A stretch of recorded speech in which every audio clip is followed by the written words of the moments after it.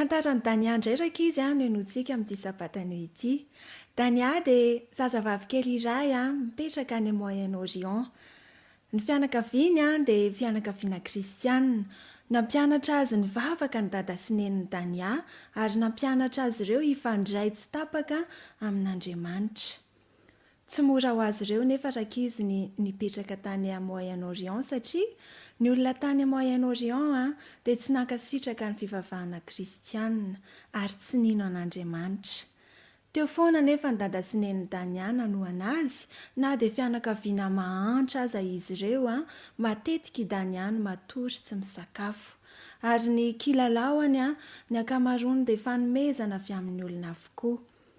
tsapany daniazaka izy fa tsy mba manana zavatra ho azy manokana izy dia nitaraina tamin'ny nenina izy mba anana zavatra ho azy manokana dia nampahery azy ny nenina ndraika izy hoe tsy manam-bola isika ry dania fa nampirisika azy kosa ny mamany mba ahazo tivavaka ary ny angatahany izay tiany amin'Andriamanitra ka raha fantatr'Andriamanitra fa mahasoan'ny daniaraka izy izany dia omen'Andriamanitra. Nivavaka isak'alina daniaraka izy nangataka tamin'Andriamanitra mba hanana ny zavatra ho azy manokana. Ireo fianakaviany koa dia nivavaka tamin'Andriamanitra mba hahazoan'izy ireo radio mba hahafahany maharaka sy mahafantatra ny vaovao sy ny toe-javatra misy. Dray maraina araka izy rehefa tany am-piangonana namonjy ny FMC-Sabata i Dania dia hoy ny chef tao am-piangonana. Azo fanomezana ianareo ary faly aok'izany ny ankizy rehetra tamin'io. Boaty lehibe iray isaky ny ankizy no azon'ny ankizy tamin'io sabata io. Tobotoboka ny fony daniaraka izy rehefa izy no handray ny fanomezana ho azy. Faly daniaraka izy. Saika ho sokafany avy hatrany ilay boaty. Kanefa tsy navelan'ny mamany izy raha tsy tonga tany an-trano. Niazakazaka izy da. Niazakazaka niakatra ny tohatra izy da ary maika ery hamokatra izato boaty misy ny fanomezana.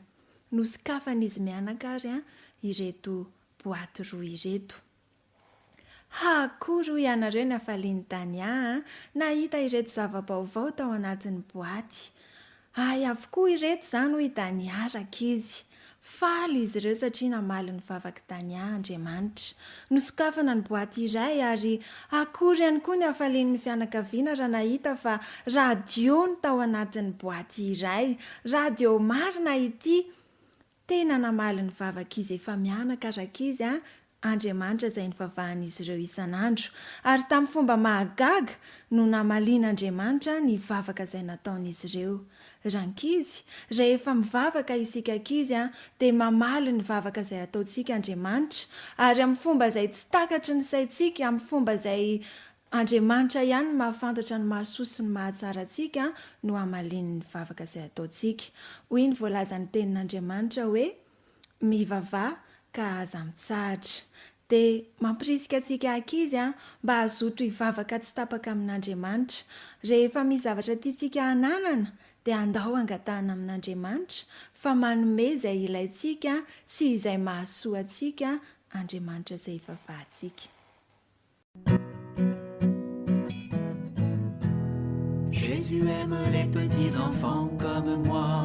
Jésus aime les petits enfants comme moi. Petits comme moi, Jésus les reçoit. Jésus aime les petits enfants comme moi. Jésus aime les petits enfants comme toi. Jésus aime les petits enfants comme toi. Petits comme toi, Jésus les reçoit. Jésus aime les petits enfants comme toi. Jésus aime les petits enfants comme nous. Jésus aime les petits enfants comme nous. Petits comme nous, Jésus les reçoit. Jésus aime les petits enfants comme nous.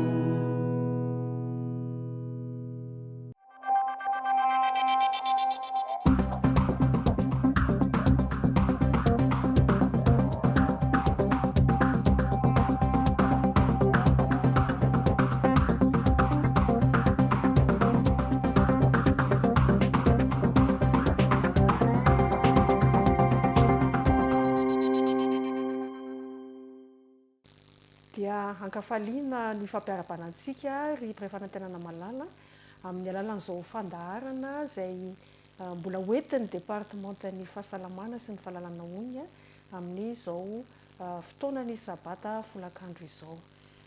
Ny faniriana dia hanana fahalianana isika ao anatin'ny fotoana fohy izay hitondrana ny hafatra ara-pahasalamana. Isika moa dia manokana amin'izao larina izao satria ny hafatra hoentina rehetra dia hiverina fa amin'Andriamanitra ary mifanaraka amin'izay voasoratra amin'ireo taridalana izay nampahalalàn'Andriamanitra hanovozana ireo zava-mahasoa ny fahasalamana no resahana dia tsy inona moa izany fa raha amin'ny larina izay misy antsika izao avy dia ny baiboly ny tenin'Andriamanitra ary ny fanahy faminaniana izany. Ireo ihany koa ireo mety hoe fanamarinana hita tamin'ny fikarohana ara-tsiantifika, voamarina ara-tsiantifika ka voalaza ao amin'ny fanafamaninana ka dia manasa antsika hatrany hanaraka ampalianana ny hafatra mety hoe natsefatsefany eny mety hainao tsika zany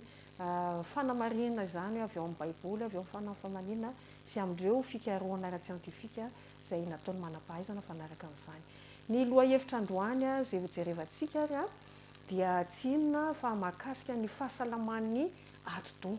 Hitantsika amin'ireo fandaharana ombenombeny sy amin'ny taritarina avy amin'ilay Andriamanitra izay tiantsika fa manana toerana lehibe ny ati-dohantsika miakina izay misy fandraisana lehibe dia lehibe ny amin'ny hoavintsika mandrakizay. Saripady io ati-doha io fantatritsika izany. Ka ny lohahevitra lehibe androany ho jerevantsika izany dia ny fahasalaman'ny ati-doha sy ny zavatra ho antsika izay mifandraika amin'ny fahasalamana isandraisana amin'ny fahasalaman'ny ati-doha ary indrindra jery lohahevitsika momba ilay atao hoe nervosité. Arak'izany ary dia maro amintsika mahafantatra fa raha ho an'ny fahasalaman'ny ati-doha ny resahana dia ny vitamine B no anisan'ny tena manan-danja ary indrindra koa tsy ho an'ny ati-doha ihany fa ireo faritra hafa miaraka aminy, izany hoe le système nerveux en général ozy izy ny fiteny vahiny. Ny tsy fahampian'ny vitamine B1 ohatra dia mahatonga fasorisorenana na ilay atao amin'ny fiteny frantsay hoe irritabilité nerveuse na ihany koa ny fahaketrahana dépression zany. Maro amintsika mety no tratra n'ity aretina mianaka ankehitriny ity hoe coronavirus mihinana ireny fanafody ireny atao hoe B1 B6 ny antony dia satria ao anatin'ireny aretina ireny tsika dia mitaitaina lasa mety manao dépression ary izany ny antony anampidirana ireny ao anatin'ilay protocole hitsaboana ny coronavirus ohatra. Ny vitamine B6 ihany koa tsy fahampiany dia mahatonga fahataitairana ilay nervosité izay lohahevitra jerevantsika amin'ity androany ity ary eo ihany koa ny fahareranana ilay hoe fadiga. Misy ihany koa ireo karazana sira na hoe minéraux zany, izy ireo dia miasa mivantana amin'ny neurone izay selan'ny système nerveux zany ka mampita ireo hafatra électrique izay makany amin'ny ati-doha. Fantatritsika loatra betsaka amintsika rehefa makany amin'ny mpitsabo mangataka hoe magnésium. Inona tokoa moa ny asan'ny magnésium? Ny magnésium dia mahatonga fahataitairana sy tebiteby rehefa tsy ampy izy eo amin'ny vatana. Dia eo ihany koa zany ny zavatra ilain'ny ati-doha toy ny hoe acide gras insaturé hita any amin'ireny voankazo namainina ireny toy ny hoe datte, raisin sec sy ny sisa izay tena ilain'ny fitombon'ny système nerveux sy indrindrindrindra ny ati-dohan'ny ankizy. Ny tsara fantatritsika dia izao ny fihinanana nefa tafahoatra siramamy sy ireo karazana singa izay manome tsiro endrika ireny fitehirizana sakafo vokarina ireny ohatra ilay atao hoe additif ohatra hoe colorant zao anatin'izany ny antioxydant ny émulsifiant dia misy fiantraikany ratsy tokoa amin'ny système nerveux ary io indrindra zany mahatonga ilay hoe fikorontanan'ny fitondran-tena. Izay zany ny fandraisan'ny zavatra hoanitsika amin'ny ati-dohantsika indrindrindrindra izay miankina averina ihany hatrany tany am-piandohana fa misy ilain'ny fiainantsika mandrakizay zany fahasalaman'ny ati-dohantsika satria rehefa taitaitra tsy mitombona, tsy manana fahazavantsaina, tsy afaka takatra ny zava-panahy ka reto zavatra tanisaina tereto zany dia ho an'ny fahasalaman'ny ati-doha ahafahantsika raha ny zava-panahy ny resahana hatakatra hanana fahazavantsaina ho an'ny zava-panahy ary eo ihany koa mazava ho azy ny zavatra ivelomantsika mbola maha-olombelona, ny asa, ny fianarana, ny fifatohana amin'izany rehetrarehetra izany. Averina eto ihany zany fa ny fihinanana tafahoatra ny siramamy ireo karazana zavatra manome tsiro sy endrika ny sakafo industriel vokarina zany toy ny additif tafiditra anatin'izay ny colorant, ny antioxydant, ny émulsifiant dia misy fiantraikany amin'ny fahasalaman'ny ati-dohantsika izany.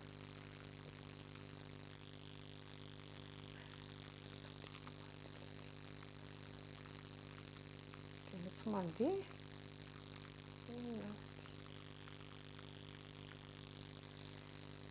Jerentsika raha zany ny momba ny nervosité na atao hoe fahataitairana. Ny famaritana azy io dia famalian'ny système nerveux amin'ny fomba miompampana tsy voafehy ireo karazana fanairana na atao amin'ny fiteny vahiny hoe stimuli amin'ny heriny ara-dalàna. ny antony mahatonga an'izany dia zao ny misy fiatraikany eo amin'ny système nerveux mioatidohantsika indrindrindrindra ny fihinanana fikasiana ny zava-mahadomelona rehetra. Ny sokajiana ao zava-mahadomelona mantsy dia ny sigara, ny paraky, misy andreo singa manaitaitra, ny kafe koa mety ho tsy fantatritsika fa ny kafe dia sokajiana manam-pahaizana ho zava-mahadomelona mahatonga fiakinan-doha.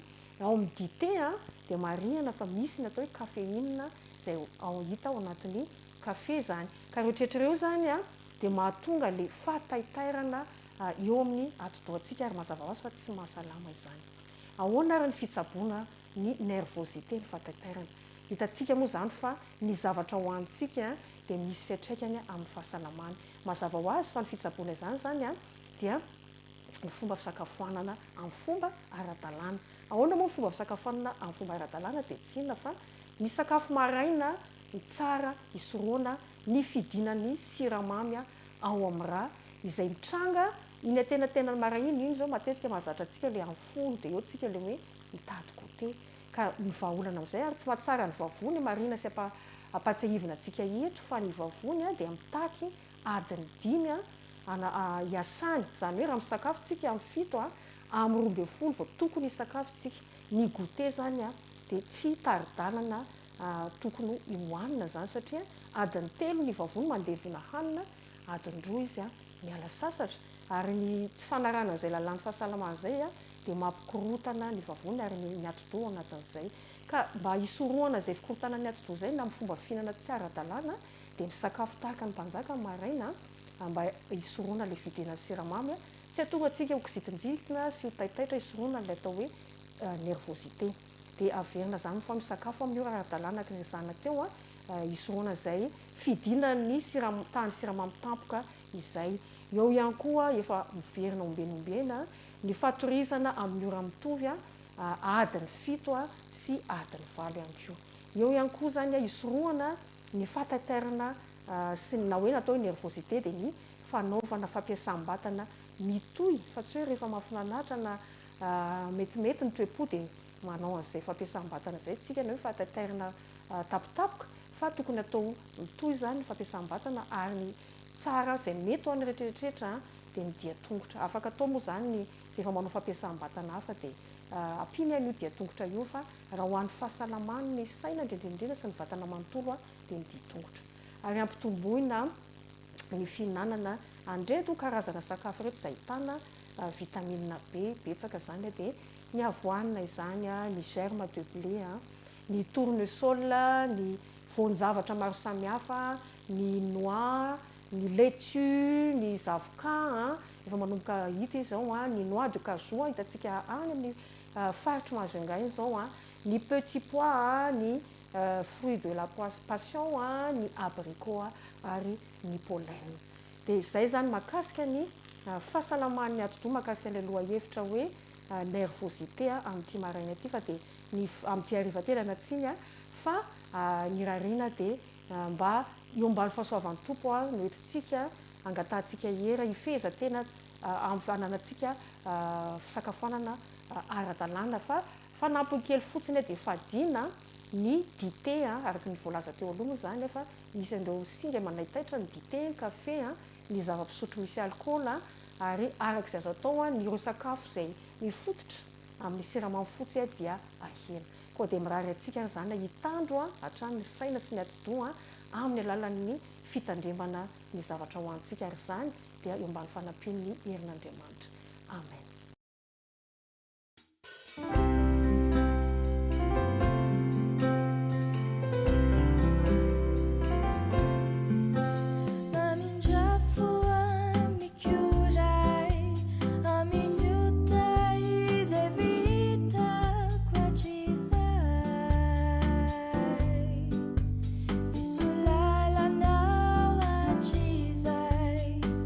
Lavitra andao ray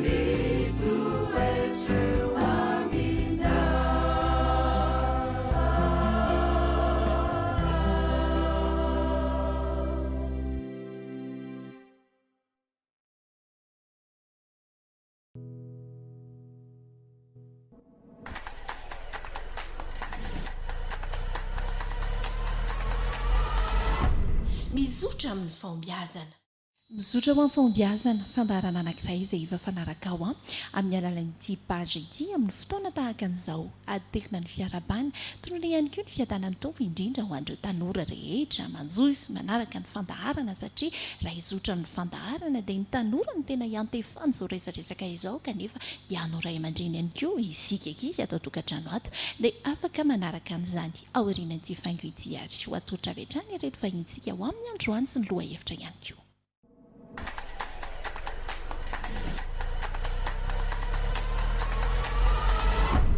mizotra amin'ny fahombiazana iresaka manodidina ny tambazotra mpifandraisana anankiray isika ho amin'ny anio dia tsy inona akory izany fa ny Facebook tsisy efa tsy mahafantatra an'izany ny rantsokajy-taona ny resahana dia hatramin'ny zoky indrindra hatramin'ny kely indrindra dia mahafantatra an'izany hoe Facebook izany ary izay no resahantsika eto ny amin'ny androany izay hananantsika anazy efatra mianadahy ivahiny resadresaka mikasika an'izany Facebook izany ato amin'ny ankaviako ato Roshana miaraka amin'ny ao Balsama eto ihany koa Nehemia ary Voary faly miarabanareo efatra mianadahy tonga tao anatin'ny fandaharana. Faly miaraban-katy dia faly miarabana eny tokantrano ihany koa. Hita mihitsy hoe feno fifaliana ny vahintsika eny amin'ny androany ary ahafana ny resadresaka sao dia sakana ho amin'ny fahombiazana izany fampiasana Facebook izany fantaniana voalohany apetraka aminareo efatra mianadahy asa izy anao maly azy voalohany hoe manomboka eo amin'ny firy-taona eo ny tokony hampiasa sy kirakira Facebook ny ankizy tanora anankiray. Efa iny Balsama micro dia mezika fitenena avy hatrany izy Ie, amiko manokana raisiko ohatra aminazy zao za 17 taona vao nanao Facebook, afaka baka vao nanao Facebook. Izany hoe firy taona teo aloha izany tsy hoe hamatarana ny taonandria akory fa tianao fantapantatra hoe tamin'ny oviana firy taona tao alohan'izao 3 taona. dia talohan'izay ve nefa efa nisy ankizy nampiasa Facebook tandre? Ie, mpiara-mianatra, namana, rehetrarehetra. Safidy ve ilay hoe 17 taona vao hampiasa Facebook izany ny ray aman-dreny nanao hoe izay ianao vao afaka mampiasa Facebook? Antony voalohany aloha za tsy mbola nampiasa telefaonina mihitsy. Afaka baka vao nanana telefaonina. Fa ny tao an-trano nanana telefaonina? Ie. Dia manao Facebook ny tao an-trano? Tsy nanao ka. Facebook ny tao an-trano? Mankasitraka ny Balsamany amin'izay ahafahantsika tsiraray avy misintona izany rehefa avy eo hoe aiza no mahaliana an'ilay valiteny so aiza ny tokony ahafahantsika mandanjalanja hoe fampiasana ny Facebook. I Nehemia efa eny amin'ny Nehemia ny micro. Firy taona eo ny ankizy na tanora anankiray no tokony hoe hampiasa Facebook trano ny faharesen-dahatra Nehemia. Hitodika indray ato amin'ny tovolahy Nehemia satria efa eny amin'ny Nehemia ihany koa ny micro. Ny fantaniana tiana apetraka hoe tokony eo amin'ny firy taona eo no hampiasa ny Facebook ny ankizy anankiray. tokony eo amin'ny 12 taona no miakatra ny tanora anankiray ny hanao Facebook. Inona no anton'izay? Eo izy no mahay mandanjalanja tsara ny zavatra tiany hojerena sy ny mety aminy. Nemiazo tamin'ny fa 5 taona teo no nampiasa ny Facebook? Tamin'ity taona ity. Vao tamin'ity taona ity, safidy sa hoe izay no takidalana nomeny indray aman-dreny? Tsy safidy ilay izy fa compte nomeny mpiara-mianatra anay anahy. Dia sady ilainy ao am-pianarana ilay izy dia niraisiko. Fa ny ray aman-dreny ve ohatra nanakana ny nemy aho hoe tsy mahazo mampiasa Facebook raha tsy efa 12 taona na metraka fetra-taona ve izy sa safidy nemy amihitsy sa ohatra neny balsama teo sao tsy nampiasa telefona mihitsy izy raha tsy efa afaka baka fa roa manarakaraka an'izay tsisy mampiasa Facebook tao an-trano. Safidy manokana mihitsy ilay hoe ampy-taona vao mampiasa nefa sendra n'ilay compte nomen'olona anahy dia tsy nitsiriritra ve nemia tany am-pianarana ny ankizy rehetra etsy daholo amin'ny Facebook? Tsisy fiantraikany tamin'ny nemia ilay izy. Ary rehefa nanapa-kevitra ary nemia hoe ampy-taona ampiasa Facebook amin'izay dia ahoana ho izy ny ray aman-dreny tao an-trano? Zareo raha mbola tsy nafantatra fa vao teo vao fantany. Ay, vao teo vao fantany, mahafinaritra koa izay. Ho an'ny Rocha, 5 taona eo ny ankizy ny tokony hampiasa Facebook? Amiko manokana manomboka 12 taona. Tsy voatery hoe feno taona izy vao afaka mampiasa fa rehefa ao anatiny ilay hoe voalanjalanjako ity rehefa ataoko dia mety izay. Fa raha hitantsika teo zao samy nandray ohatra tamin'ny tenana, raha ho an'ny tenako manokana nanomboka 13 taona dia efa nanao. Dia tamin'izany izy tsy safidiko fa entin'ilay hoe ihany na mampiasa izao mampiasa dia izaho koa izao mba hampiasa dia tsy nety ilay izy. Tsy nety tamin'izay hoe 13 taona izay. Satria araka ialako tsiny amin'ilay teny vahiny lasa akoroa tamin'ilay zavatra nanomboka tamin'izay. Rehefa 13 taona ve Rocha safidiny Rocha ny hampiasa Facebook sa ny ray aman-dreny na hoe hitanao raha hanao Facebook manikava kaonty? Safidy ka. Safidy ilay izy. Dia tsy nanakana ny ray aman-dreny tamin'izay fotoana izay? Tsy nanakana zareo fa tamin'ny tsapako fotsiny ilay izy hoe diso tafa ohatra loatra izany fampiasako anazy izany. Nanomboka tamin'izay zany vao tonga saina hoe tokony rehefa ianao hoe voalanjalanjako ity izay vao tokony hampiasa an'ilay izy. Izany hoe nanome sala taona Rocha teo amin'ny hoe 12 taona teo nitapahana tanteraka ve ilay fampiasana Facebook dia niverenana ohatra taty aoriana 12 taona sa hoe natao teny ihany fa nilanjalanjaina? Ilay izy aloha tsy nitapahana, sarotra miala amin'ilay izy tena sarotra fa nanaovana anazy koa niditra période d'examen dia nilanjalanjaina hoe janona aloha ity ataovy aloha ny telefonako fa tsy mbola mampiasa dia izay nafahana nandanjalanja anazy. Nitodika kely ato amin'ny voary indray ary manahoana ny hevitra voary manoloana an'izay loha hevitra izay hoe tokony 5 taona eo no mampiasa ny Facebook? Amiko manokana ilay fampiasana Facebook tsy dia maritra taona satria ny ankizy rehetrarehetra tsy mitovy daholo. Sasany avancé be dia efa mahafehy zavatra anankiray, sasany mbola afaka influencer ny manodidina amin'ilay lafa ratsiny. Dia misy tsinona ny tanora aloha be izy dia efa tsy azo ambakaina amin'ny zavatra amin'ny Facebook satria ao amin'ny Facebook ny tena mahavery ny tanora. Izaho zao tamin'ny 14 taona nanao Facebook voalohany dia tamin'izay dia efa tsapako hoe efa be dia be ny zavatra tsy miezaka misarika ana amin'ny zavatra ratsy. Dia raha tsy voatohatra ilay izy dia very ihany. Kanefa voafehy ihany ilay izy? Sa ve hoe nisy fotoana hoe najanona?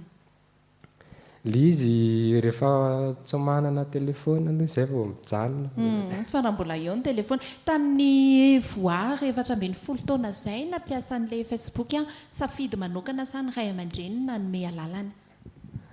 Ny anahy indray dadanaina namboatra ny compteko dia tsy haiko raha ara-maso ana tsy haiko. Ka izay mihitsy ny mantsy ny fantaniana tiako idirana faharoa atao anatin'ity loha hevitrisika ity hoe atraizany fahafahan'ny ray aman-dreny manara-maso ny zavatra ataontsika ao anaty Facebook ao, ny compte Facebook sy ny zavatra rehetrarehetra atao raha ny hevitry voary.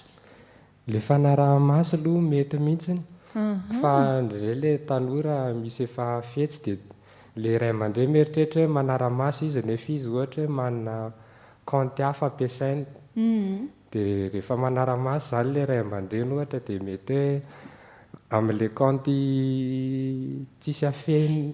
Fa ho an'ny voary manokana milaza voary hoe tena ilaina aloha le fanarahana an'le compte atraiza izay tokony hoe atraiza mba tsy hisinony hoe ohatra izao voary tamin'ny 4 taona nanokatra an'ilay compte dia dadanareo no nanokatra an'ilay compte midikan'izay hitany dada daholo ny zavatra rehetrarehetra satria dadany malala ny mot de passe. Tadioriana ve nanova mot de passe voary hoe iseo ihany dada tsy miditra tsony amin'ity compteko ity sa ve dia hoe tsy mampaninona voary foana raha hojereny dada ao ilay izy hojereny neny.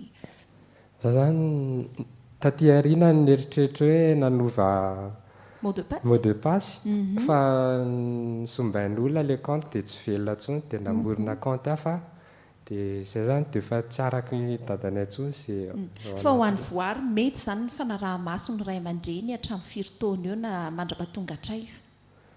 Le fanaraha-maso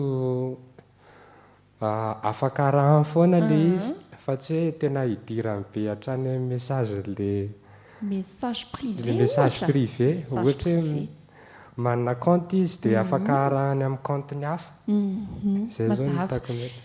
Ary ny hevitry ny tovovavy indray balsama manahoana ny amin'izay hoe hatramin'ny atraiza tsika tsy hijery ny situation any balsama hoe 20 taona na ihany koa hoe afaka baka fa raha ny tokony ho izy atraiza ny tokony ho fanaraha-maso ny ray aman-dreny compte Facebook ny ankizy na ny tanora indray. Amiko manokana indray afaka jereny foana rehefa mbola mipetraka ao amin'ny dada sy neny dia afaka araha-maso foana afaka jereny foana satria moko le izy tsy hoe misy zavatra hafenina fa le namana reny any ane no miresaka ao namana sy mpiara-mianatra sy ny olona izay mifankazatra. Ny ombon-kevitra amin'izay hoe rocha hoe afaka jereny foana fa namana foana no ao ahoanany amin'izay. Tsy dia miombon-kevitra loatra amin'ilay izy tantarao satria amin'ny maha-compte privé anazy izany hoe fiainako manontolony ao dia afaka manara-maso izy fa à distance araka ny lazainy voary teo afaka manana ny compteny izy dia mijery murako izy mahafinaritra ny tanora matsy ny publie ny fiainany na hoe partageny ny mombamombany amin'ny alalan'iny dia efa fantany ny situation ako na hoe ny mombamombako satria ohatra hoe marary fo zany dia iny fa andefa zavatra marary fo dia efa hainy nanao an'izao indray zany hita fa tsy dia ilaina firy le mitsofoka any amin'ny message privé dia hojereny tsikelikely ao daholo tsy dia mety amiko manokana aloha zany le izy. Mazava ary ahoana ny hevitry ny miany amin'izay.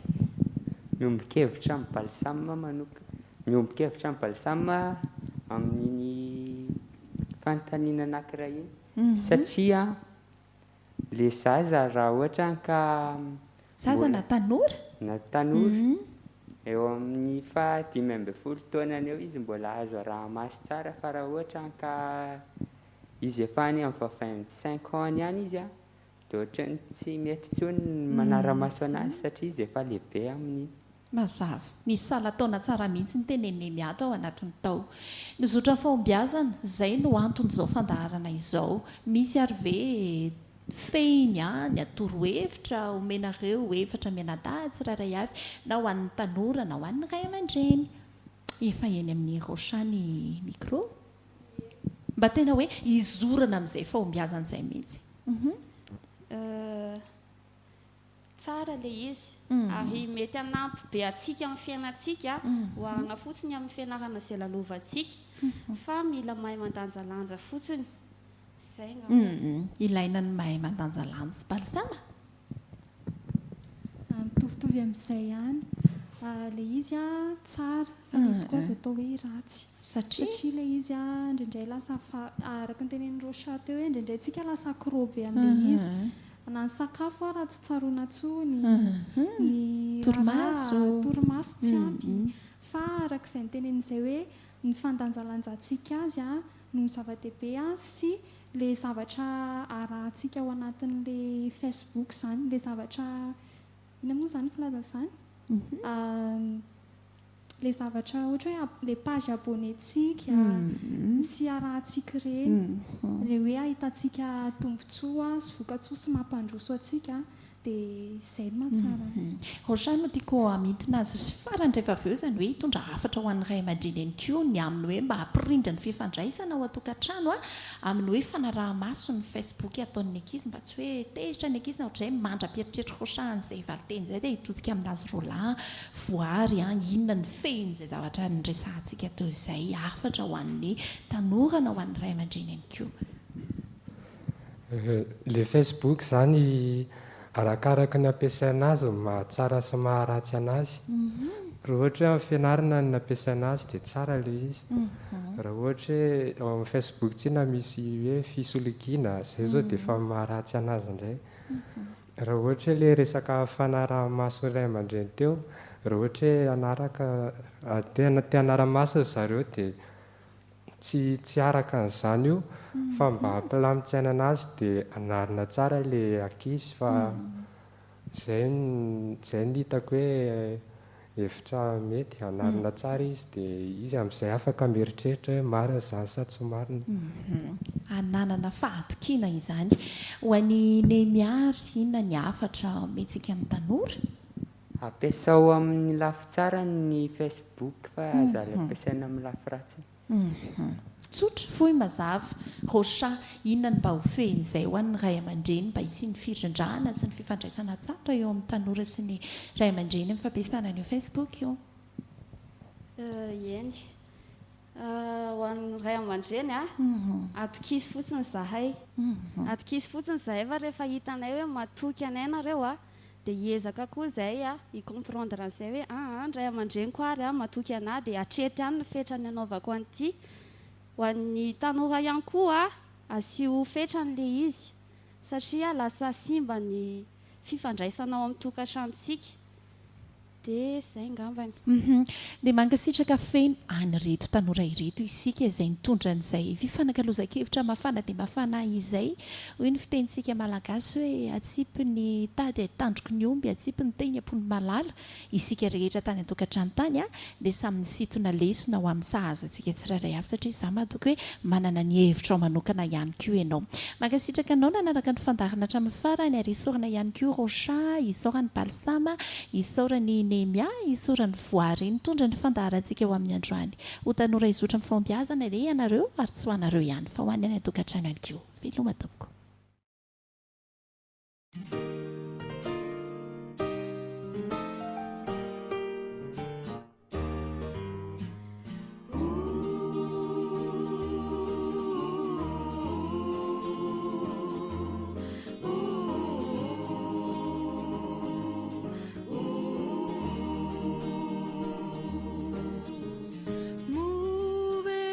Zapanao zao fiainana izao marefu tsy aharitrany ety sambatra izay manana ny lairay arosy pitantanany ity sambatra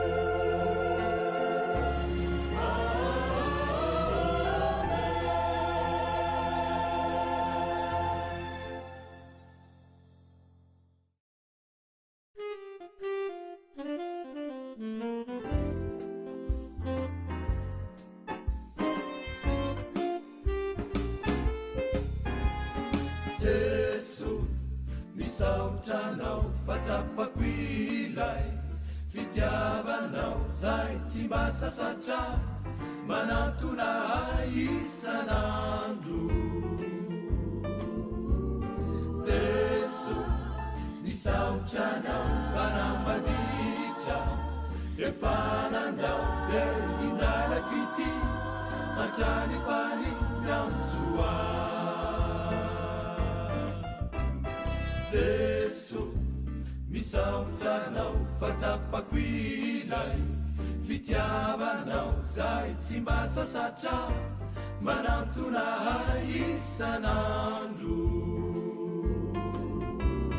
jeso misaotranao fanamaditra efanandao de injala fity antrany pani miamsoa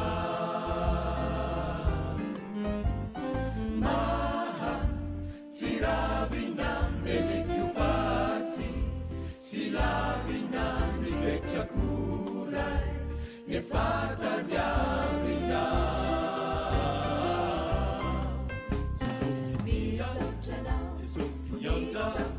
tesopamera tesopamuzi fialaunanakaki arikiunanaki iarunidi tesopizara tesopandaga tesopias tesotsimuva yananunarina aritukina iarunidi kudeso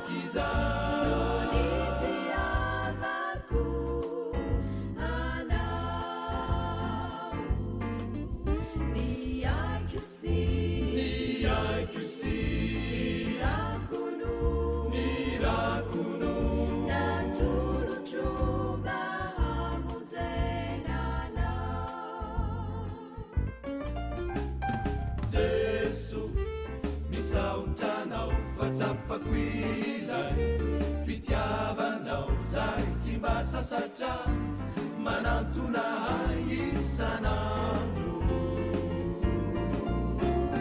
jeso misaotranao fanamaditra efanandao le injara fity antrany pani miamsoa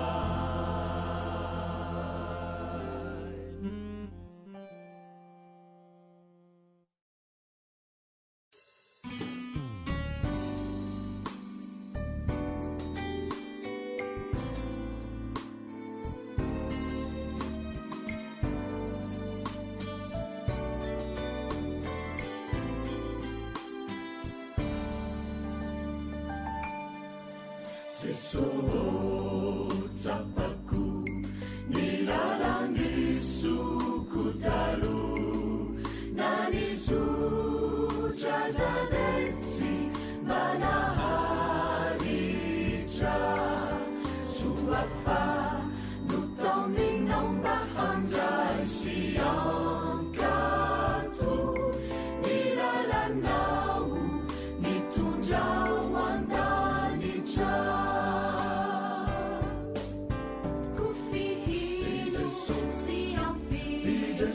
Baifikitraminao nifijery aitsy baivatinanao findraindrayo manina lilalako teo alo nitaliori naminao liraitsito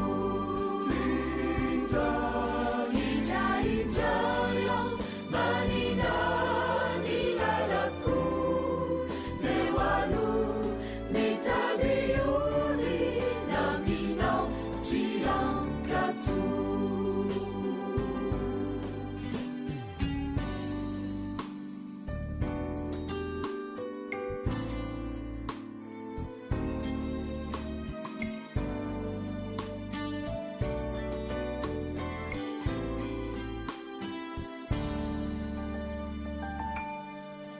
Jesô fantatro fafafatesana hoay ny mifikitra minny lalandratsiko koara natsoinao ry Jesô de tsy nanda hametrakeo aminao ny hoaviko kofi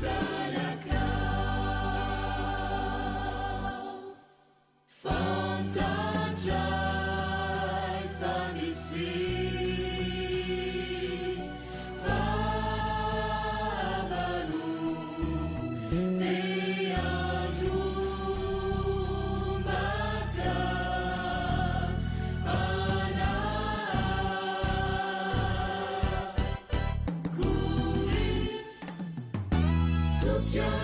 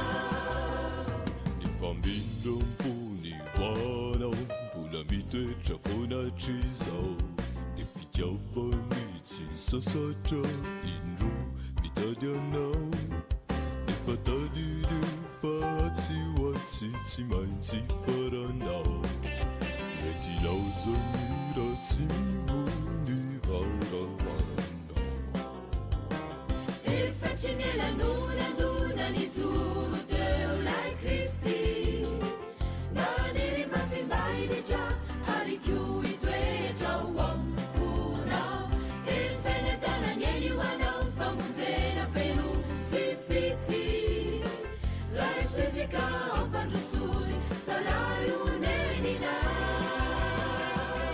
misy fetrany ny fotona andondomany ao aneony famindrampo mba monjenanao fa ho avy matsy ny andro iray eo tsy namparoso azy anenina tsy azakany vokatry ny sazy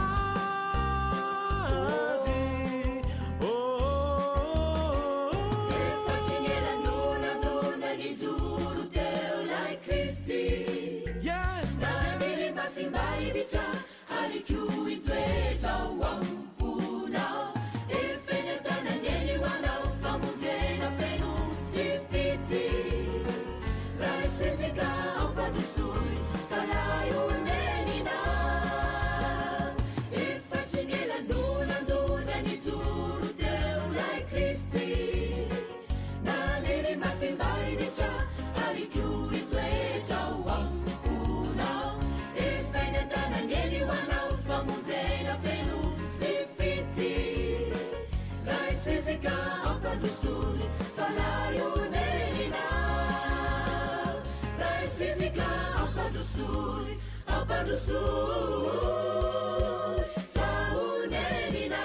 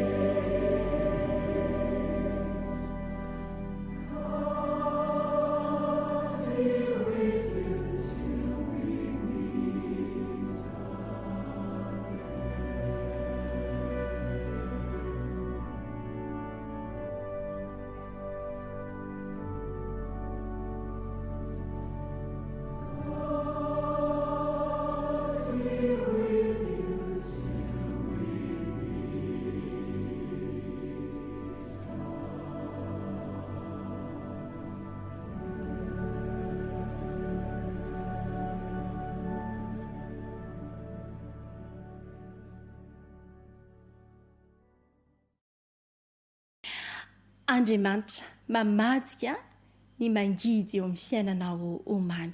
Amin'ny fofeny fifaliana indray ny arabako anao amin'ny anaran'i Jesosy Kristy tompontsika, ary marina fa tsy azonao sy mbola mety maizina aminao angamba ny zavatra mitranga eo amin'ny fiainanao ankehitriny.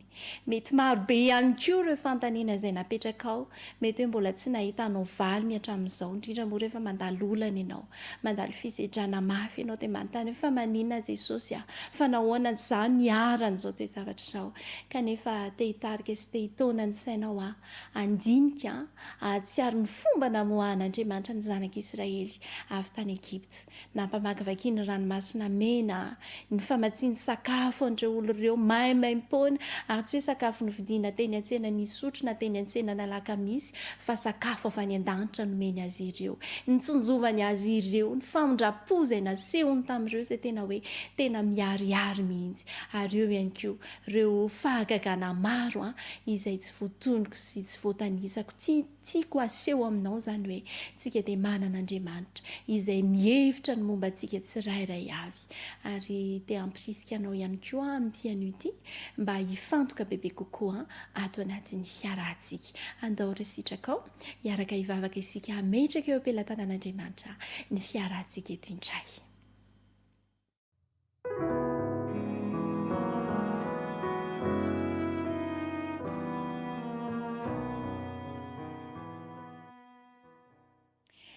Midera sy mankalaza anao zahay Andriamanitra, fa masina sy lehibe ianao, dia raina sy ankalazaina ny asanao rehetra araka ny teninao hoe endreny hamaro ny asanao Jehovah, fa endreny nanaovanao azy ireny rehetra ireny, eniky ny zavatra nataonao ny tany. Misaotranao kosa fa tsy avelanao ho faty ny finoana sy ny fanantenana miorina amin'ny fahavelomana aty anatinay. Ianao ilay tompon'ny fiainanay sy mahay manova ny tantara eo amin'ny fiainanay, no hitokinay koa fa manova sy mampivoatra ny zavatra rehetra, na dia tsy miova azy ianao. Misaotranao hatrany amin'ny fombanao izahay. Misaotranao izahay satria afaka nahita fa nisava lalana ianao, ny fisianao tsy mba hafeninao aminay. Misaotra Tompo tamin'ny fitahianao anay tamin'ny lasa rehetra, entina mba havaka aminao ny fianakaviana tsirairay avy, samy manana ny fifaliany sy ny manahirana azy izy ireo. Ny azonay antoka Tompo dia eo hatrany ianao, fa niangatahanay dia nironana izy ireo tsy mandraka hariva hanao ny sitraponao ka hifampitaiza araka ny didinao. Vavaka izay ho andreo izay tsy salama, ianao ny mpanasitrana akaiky indrindra iray malalo. Lazao amin'izay marary indray hoe minoa fotsiny ihany dia ho velona ianao. Misaotra indrindra Tompo fa ataonay noho ny amin'ny anaran'i Jesosy Kristy, ilay efa maty ny solony eloka izany vavaka izany. Amen.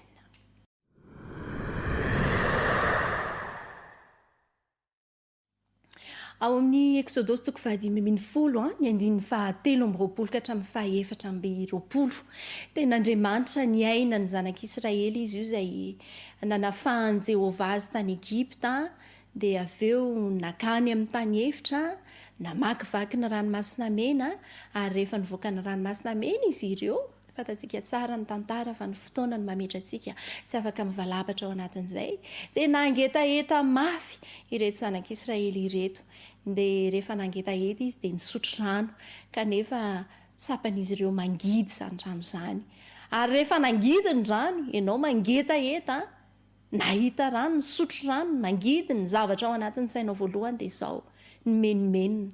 Reto zanak'Israely reto ihany koa dia nimonmonina tany Mosesy izy ireto, ahoana ny entinao aty izahay, hoentinao vonoina ve izahay, fa andeha ho aiza isika?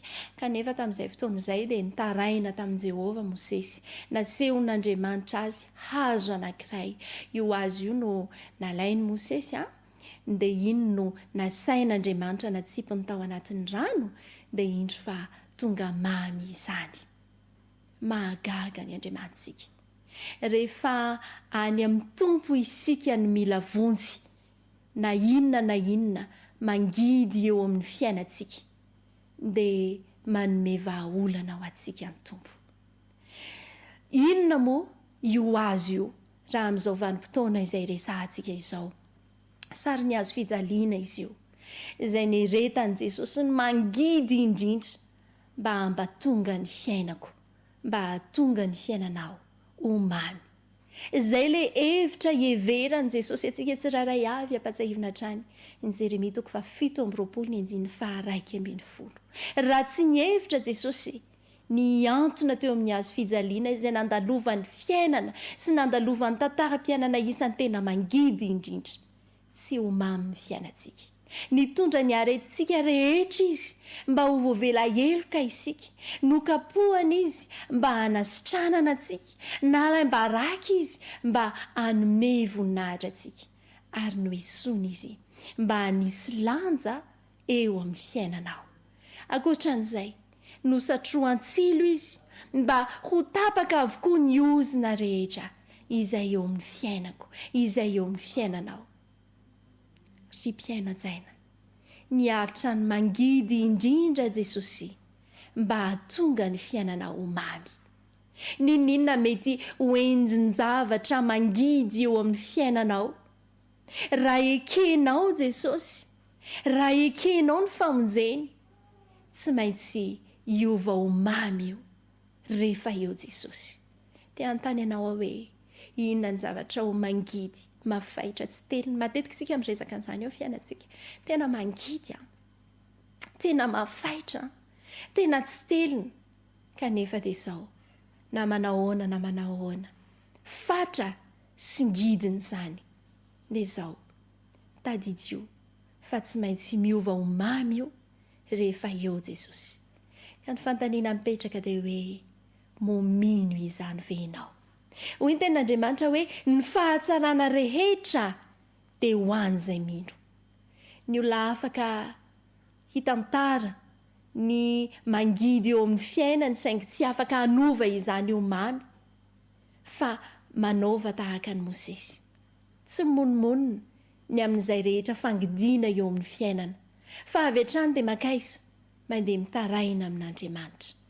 Lasa fahazarantsika loatra ity hoe fimonimonomana ity, kanefa fa fantaro fa endriky ny tsy fahaiza-mankasitraka izany fimonimonomana izany.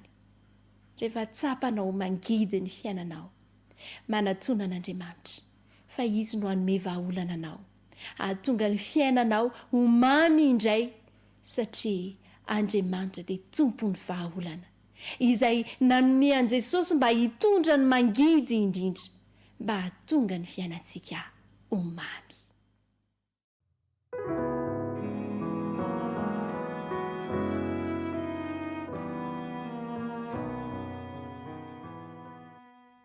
Iaraka hivavaka isika. Jehova Tompo Andriamanitra eo, isaoranay ianao ny fotoana izay nomenao anay teto, na hahafahanay ny fampahery, ny arany ombam-bavaka, ny araka nandray lesona sy taridalana ihany koa. Misaotra noho ny amin'ny fitiavana asehonao aminay mandrakariva, asehonao fa fitiavana mandrakizay no hitiavanao anay. Misaotra Tompo fa noho ny famindraponao mitahiry anay, ny mbola hahafahanay mahatsiaro anao toy izao ihany. Ianao ihany tokoa no misahirana aminay, ianao no efa nanavitra anay, ianao no mihevitra anay isanandro isanandro. Anao izahay, efa novidinao izahay ka tsy mba narianao. Rakofy amin'ny rahanao izahay Tompo, azavao amin'ny alalan'ny fananao masina ihany koa izahay. Toroy ny lalana tokony ataonay izahay Tompo, ary omeo finoana sy fahendrena. Ataovy mahita fity eo aminao hatrany izahay. Mametraka eo am-pelatananao ny fiainanay izahay, indrindra ho any ankohonana tsiraray avy. Entinay eo aminao ihany koa Tompo reto mpiaino rehetra nanaraka ny fandaharana, nanaraka ny jery ny fandaharana nandritry ny tao anatin'izay fotoana vitsivitsy izay. Ireo izay mahatsiaro irery, ireo kivy, ireo mahantra, ireo manan-karena ihany koa, samy omenao fahendrena avokoa. Ka ninona Tompo tsapanay ho mangidy sy mafaitra eo amin'ny fiainanay, dia nao no anova izany ka ho mamy ny fiainanay satria manana an' jesosy kristy ilay efa niaritra ny mangidy indrindra teo amin'ny hazo fijaliana mba hahatonga ny fiainanay ho mamy ka ny voninahitra ane dia ho anao irery ihany amin'ny anaran'i jesosy amen.